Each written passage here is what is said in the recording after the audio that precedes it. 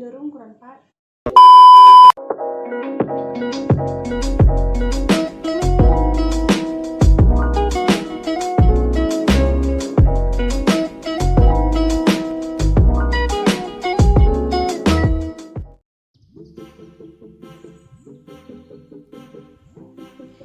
Assalamualaikum warahmatullahi wabarakatuh.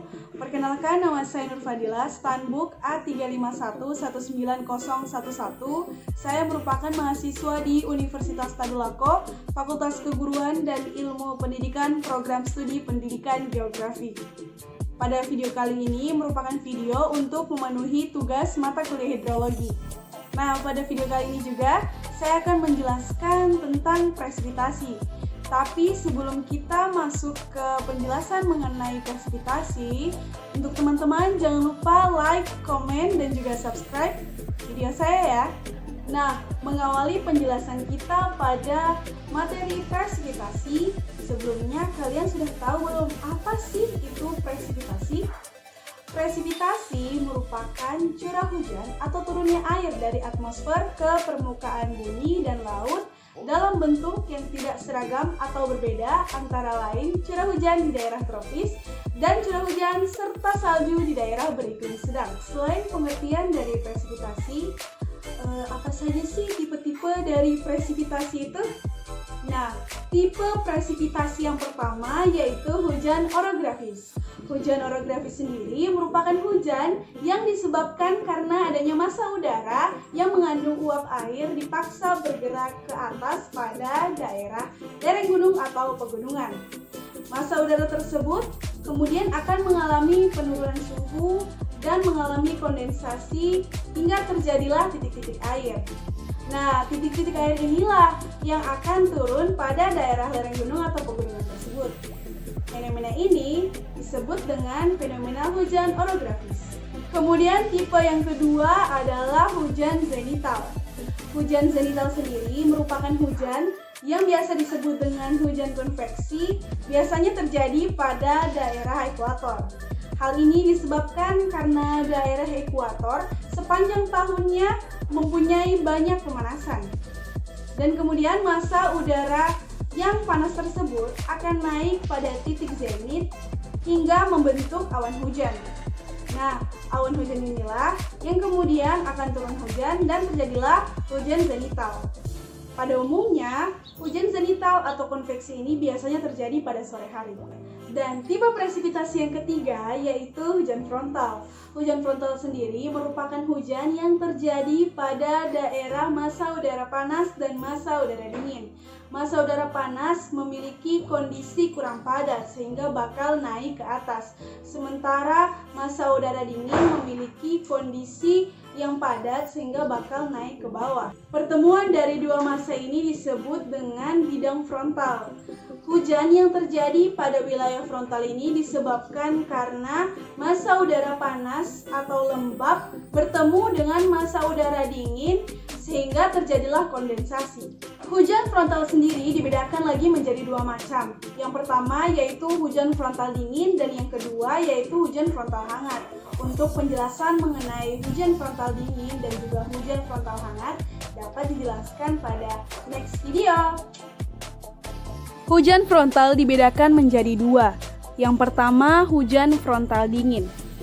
Biasanya mempunyai kemiringan permukaan frontal yang besar dan menyebabkan gerakan massa udara ke tempat yang lebih tinggi dan lebih cepat sehingga menghasilkan hujan lebat dalam waktu singkat. Yang kedua, hujan frontal hangat.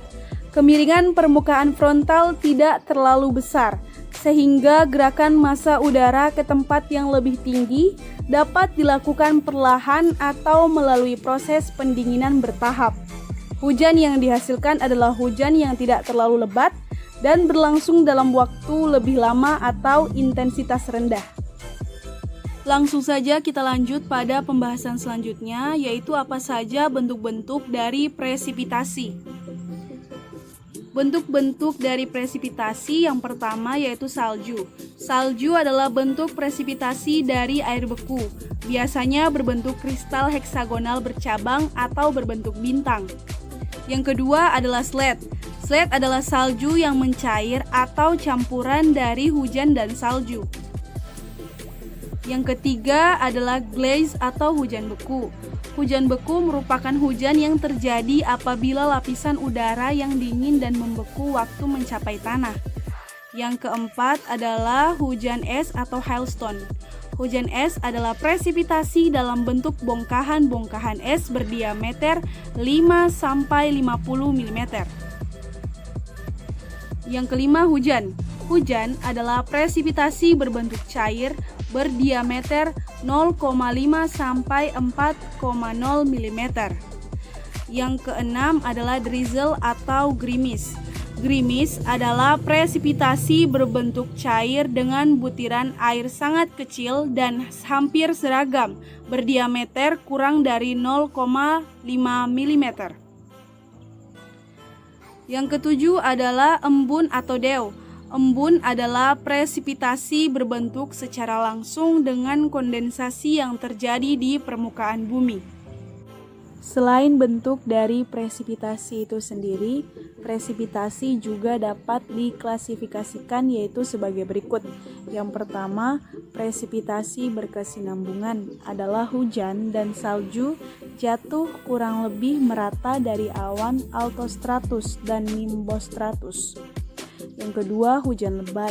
Presipitasi dengan interval jangka pendek dan lebat biasanya dari awan cumulonimbus. Yang ketiga, gerimis. Butiran air kecil yang berasal dari kabut atau awan stratus bagian bawah. Selanjutnya, bagaimana proses terjadinya hujan? Proses terjadinya hujan yang pertama adalah proses kristal es. Bila udara menjadi dingin dengan cara mengembang RH udara akan naik. Kalau udara menjadi jenuh maka terbentuklah butiran-butiran awan kecil. Yang kedua, proses tangkapan, yaitu terjadi benturan antara butiran air di mana butir-butir yang lebih besar menangkap butiran-butiran lainnya sehingga butiran air semakin membesar dan jatuh sebagai hujan. Suatu perbedaan yang sederhana dapat dilihat antara presipitasi vertikal dan horizontal. Adapun presipitasi vertikal, yang pertama hujan, yang kedua hujan gerimis, yang ketiga salju, yang keempat hujan es batu, yang kelima slate. Adapun presipitasi horizontal antara lain yang pertama es, yang kedua kabut, yang ketiga embun beku, yang keempat embun air, dan kelima kondensasi pada es dan dalam tanah. Apa saja faktor yang mempengaruhi presipitasi? Faktor yang mempengaruhi presipitasi yang pertama, kelembapan udara. Massa uap yang terdapat dalam 1 meter kubik udara atau kerapatan uap disebut kelembapan mutlak absolut. Kelembapan relatif adalah perbandingan antara massa uap dalam suatu satuan volume dan massa uap yang jenuh dalam satuan volume itu pada suhu yang sama.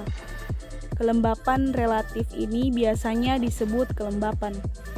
Yang kedua, energi matahari.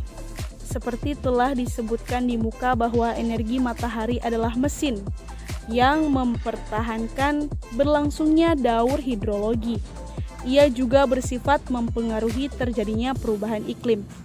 Yang ketiga, angin. Angin adalah gerakan massa udara, yaitu gerakan atmosfer atau udara nisbi terhadap permukaan bumi. Parameter tentang angin yang biasanya dikaji adalah arah dan kecepatan dingin. Yang keempat, suhu udara. Suhu mempengaruhi besarnya curah hujan, laju evaporasi dan transpirasi. Suhu juga dianggap sebagai salah satu faktor yang dapat memperkirakan dan menjelaskan kejadian dan penyebaran air di muka bumi. Selanjutnya, modifikasi cuaca. Upaya manusia agar suatu kondisi cuaca sesuai dengan keinginan manusia. Banyak ragam-ragam modifikasi seperti penindasan es, pelenyapkan kabut, peleraian awan agar tidak terjadi hujan, peleraian siklon, hujan buatan atau hujan rangsangan. Sebelum modifikasi cuaca modern, orang mengharapkan turun hujan dengan pembacaan mantra, tari-tarian, dan sebagainya. Teknologi modifikasi cuaca modern dimulai tahun 1946. sejak percobaan pembenihan awan dengan menggunakan es kering oleh Vincent Sarster dan Irving Langmuir. Maaf kalau saya kesalahan dalam membaca namanya. Yang pada tahun berikutnya diteruskan oleh Vonnegut yang menemukan perak India yang bertindak sebagai inti es. Bila kelembapan relatif dalam awan cukup, menambahkan garam dapur akan mempercepat proses pembentukan tetes hujan. Bila percepatan vertikal tetes hujan lebih kecil dibanding dengan gravitasi, maka tetes hujan akan jatuh menjadi hujan. Awan-awan jenis konveksi seperti cumulus merupakan target. Itu tadi penjelasan mengenai video tentang presipitasi yang dapat saya sampaikan. Maafkan jika ada kekurangan maupun kesalahan dalam video ini. Semoga dapat bermanfaat untuk teman-teman semua. Thank you, terima kasih. Assalamualaikum